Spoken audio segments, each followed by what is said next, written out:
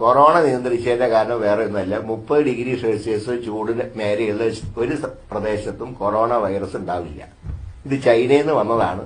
ഇവിടുത്തെ ചൂട് കെട്ടിയപ്പോൾ തന്നെ അത് തീർന്നു. അല്ലാതെ സംസ്ഥാന സർക്കാരിന്റെ പങ്കൊന്നും അതിലൊന്നുമില്ല. നേരെ മറിച്ച് 30 ഡിഗ്രിയിൽ താണു കഴിഞ്ഞാൽ ഏത് സർക്കാർ ഭരിച്ചാലും കൊറോണ ഉണ്ടാവും. കൊറോണ വൈറസിന്റെ പ്രത്യേകതയുണ്ട്. 30 ഡിഗ്രിയിൽ കൂടുതൽ ഉള്ള ഒരു പ്രദേശത്തും കൊറോണ വൈറസിന് നിലനിൽക്കാൻ കഴിയില്ല. ഈ പറയുന്ന രാജ്യങ്ങളൊക്കെ ഇപ്പൊ തണുപ്പ് സീസണാണ്. ഡൽഹിയിലും പറ്റിയത്, ഡൽഹിയിൽ ചൂട് തുടങ്ങിയിട്ടില്ല. ഇപ്പൊ 2 മാസം കൂടെ കഴിഞ്ഞാൽ കൊറോണ ഓട്ടോമാറ്റിക്കായിട്ട് അസ്തമിക്കും.